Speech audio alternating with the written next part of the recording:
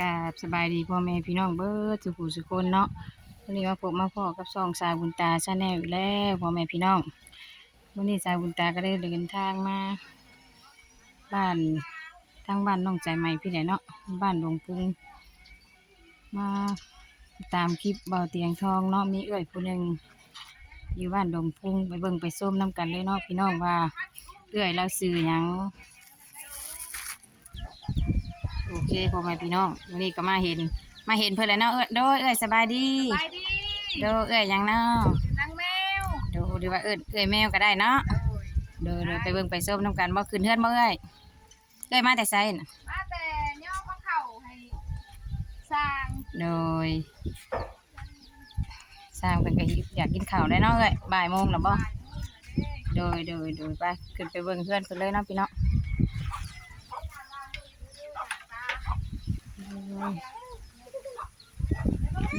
นี่ก็เป็นเพื่อนเพิ่นเนาะพี่น้องขาสั้นเลย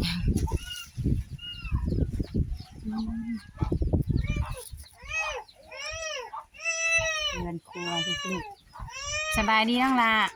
เลยอันนี้เป็นลูกแมวเนาะเลย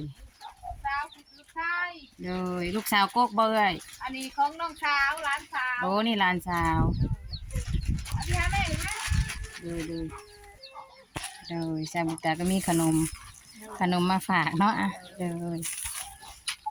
ไปอันต้มอันกระต๊อบอันกระแทก กันได้อลูกเด้อ ทั้งอันเอ้ยแมวบ่ได้มีให้มีหน้าบ่เอ้ยแมว นี่กาเพิ่นยังเก่าอันอ้อยแม่ตะกี้เพิ่นนั่นเจ้ามาเสาอ้อยเด้ เลย หน้าอีกตาหนึ่ง เลย ตอนนี้ล่ะเพิ่นนี่เจ้าของอ้อยเพิ่นยังเศร้าอยู่ ยังเสาอยู่ยังเสาลิบเสา โดยก็เพิ่นยังเศร้าก็แสดงว่าเจ้ายังบ่มีแม่นบ่ โดย โอ้เนาะมาอยู่อันบ่อนอยู่นี่ก็คือบ่อนเดินที่ดินน้องสาวเนาะ ของน้องสาวนะ โอ้โดยเนาะ สาว วันนี้ก็ทั้งเพิ่นเฮ็ดเรือนเฮ็ดหยังให้ก็คือว่าทั้งผู้ใหญ่ใจดีทั้งบ่เตียงเนาะ โดย แม่น โดยก็ดีใจบ่เอ้ยบัดนี้ ดีใจ เลยดีใจน้ำเด้อเลยอันนี้ลูกชายหล่าบ่ เวลา เลย ไข่ได้ใช้เอาไปส่ง น่าได้ขนมลายได้ละกินไหมลูกเอามาให้น้องกินไหม ไปเซลไปเอานอกมาไปลูกไอ้สัตว์เซลมาไป โอ้เฮ้ยเขาบ่ใช่นะโดยถ้าเอ้ยก็ให้หน้าตะกร้าถึงนี้แต่ว่าบ่ได้เฮ็ดเนาะ มีแต่บริเวณ โดยก็หักแต่ว่านี่ก็มาแบบเดินประเทศเป็นหยังก็ตั้งใจดีว่าเตียงเข้าชาแนลก็บ่คืนบ่ฝันว่าสิไล่เนาะเอ้ยเนาะ โดย ฝันอยู่บ่เอ่ย โดยเคยฝันอยู่บ่ พันแล้วผู้ขากามีแต่ชอบมาหากินแต่ละมื้อ เลย คือว่า สิได้ ต่อยไข่มดอกมดแดงมาขายเนาะ โดยว่านนี่กะผู้ขากะไป โอ้โดยเนาะ เงิน50,000ว่านนี่มากวิ่งมาซื้อนมซื้อยาให้ลูก เลย โดยเนาะ 50,000กับตัวไข่มดแดงบ่ เงิน50,000น่ะแสดงว่าได้ตอนขายไข่มดแดงเนาะ แม่น โอ้ได้ ขาม าย ก ไข่ อ่ะ มดแดง ซื้อนมบ่ ซื้อนมให้ลูกนมนันกามะลินี่เลย ผู้น้อยนี่บ่ ผู้น้อยก็กินผู้นั่นก็กิน เอ้ามีจะคนลูกเจ้าซะ ลื่นผู้นี่เด้ผู้ข่อยอุ้มเช้านี่เด้ เลย โอ้โดยก็มี2คนดื่นกันหน่อยนึงเนาะเพิ่นยังบ่ทันได้ปะนม แม่ บ่ ผู้ทันปะนม โดยเนาะโอ้ยเนาะก็พอได้แต่หาเงินซื้อนม ก็ ให้ ได้ ลูก แต่หา เนาะเอ้ย เงิน เนาะ ซื้อนม เลย เอาน้ำชะปลาพ่อกินอยู่แล้วแต่ละปี กับบ่พอมีแต่ซื้อ ชื่อ โดยว่านนี่ก็ไปเส้นเอาศพหนึ่งวันนี่ โอ้สอบเท่าไหร่เนาะอยู่ปี 650,000 6แส โอ้ น โห ห้า ข้าวสารเนาะ แม่ ข้าวเปลือก เส้น เป็นยัง แต่ ไง ละเทื่อนี่แบบ หาเงินได้เดี๋ยวพอดนะเทื่อเท่าไห ก่ ร่ อนเทื่อละซีซ่า50มีเท่าไรกะเพิ่นหับเอาแต่เพิ่นก็เอา ก็ เล แบบ ยเลย เพิ่นก็คิดใจเฮาบ่มี คิด เนาะ จะเฮาผู้ทุกข์ ว้าเป็นวัดเด้อ อ๋ออันนี้ก็ลูกสาวบ่เสือ สา ขาว วอันนี้ก็ โดยโอ้เพิ่นคือ สบายดีไหมลูกสบายดีลูก สบายดีนะลูกหลาน โดยสบายดี นี่ก็บ่สบายจะไปเข้าโรงเรียนไปเข้าโรงเรียน ให้มาทางได้สะเพิ่นค่ะ มาแต่เฮือนน่ะสาวอะไรใกล้ๆใกล้ทางนั้นนะ โอ้ มาแต่เฮือนน่ะสาว ทางเอื้อยเพิ่นก็หาเงินแต่ละมื้อพอได้พรข้าวกินเนาะ ก็บ่เป็นหยังเอ้ยก็ซื่อๆ ซอยไข่มดแดงก็เพื่อสิได้เนาะ โดย ไปหาคู่มือบ่ บ่ได้ไปคู่มื้อว่านนี่วันผิดแล้วพอผักเขาเมื่อยแล้วเขาผักแล้วให้เอาลูกไปอีกกับเอามาใส่กบทะเล คือสมมุติว่าผัวเจ้าไปหาแบบไปป่าไปลงได้แน่อยู่ในกินมากก็ได้ขายนำอยู่บ่ นั่นคือคันได้ร้ายเนี่ยก็ได้ขาย โอ้โดยอ่า ถ้าไปหากินผมบ่ได้หาเงินถ้าไปหาเงินถ้าบ่ได้กินซื้อในห้างเท่านี้เลย โดยคนผู้เดียวเนาะ คนผู้เดียว30 บาทก็ถ่ากินแต่ดังตัวผู้เดียว แล้วก็เอื้อยก็ยากลูกเนาะ โดย ก็บ่ได้ไปใส่น้ำมู แม่น เราบ่ไข่บ่ย่างกะไผหญ้าไผค่ารับจ้างหมู่นี่แหละจ้างมันไผ จ้างให้ยากเนาะก็ว่าแบบว่ามันใกล้นี่ก็เนาะ โดย เอาแม่มาให้อยู่เฮือนลังเทื่อกะแม่เฮาอยากลูกน้อย ลูก ไป ไป เอา เอา ขนมนี่เอาขนมนี่ ลูกเพิ่น หลายคน แม่นเบิดบ่เอ้ย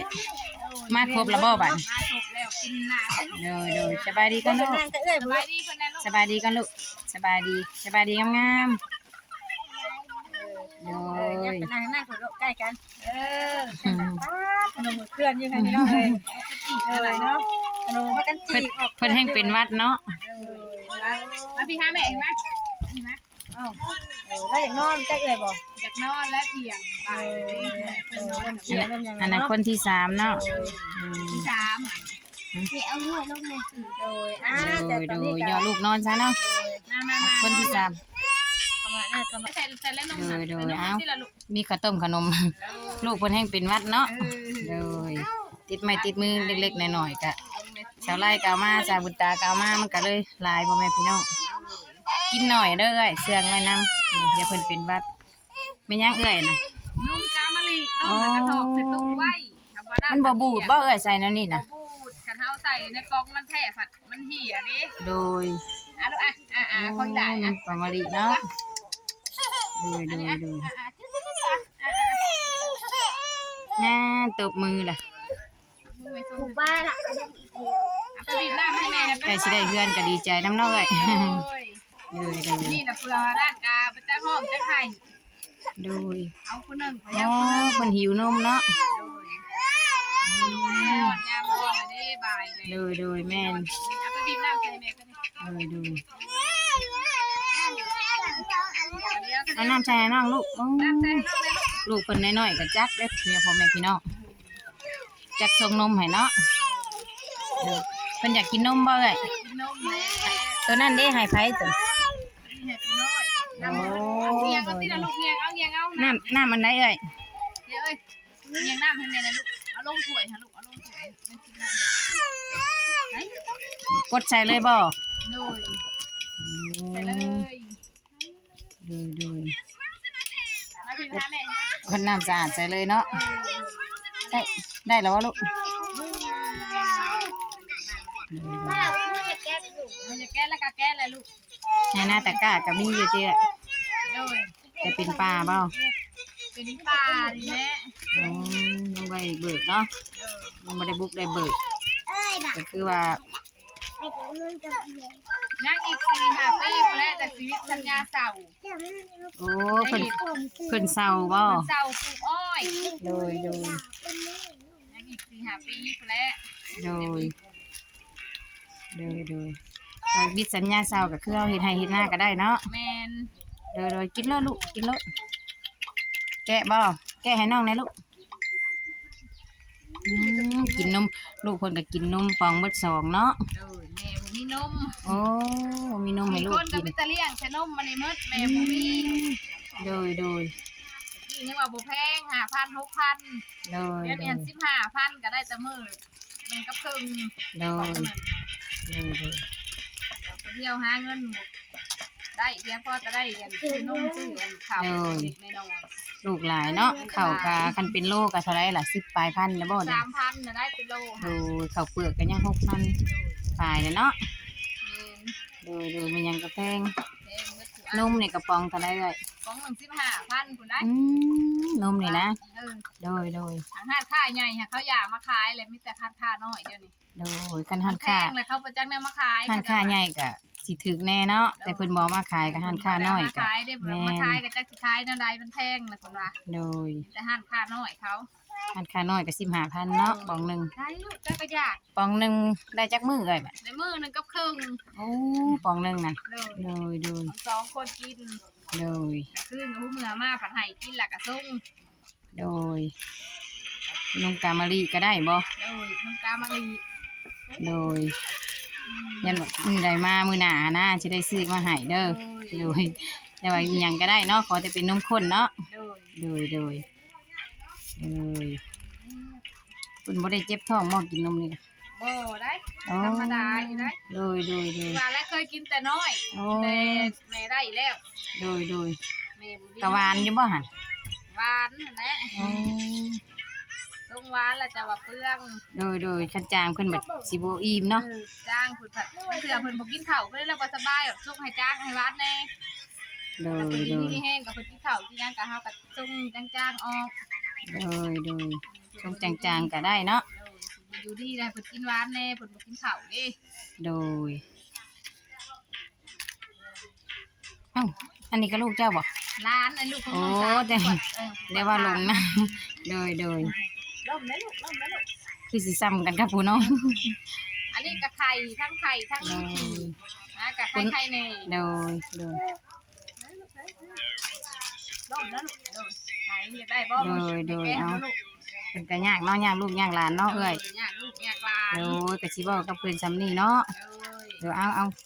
สบายดีเอ้ย สบายดี โดยสบายดีคลิปหน้าพ่อกันใหม่เนาะเอ้ยเนาะโดย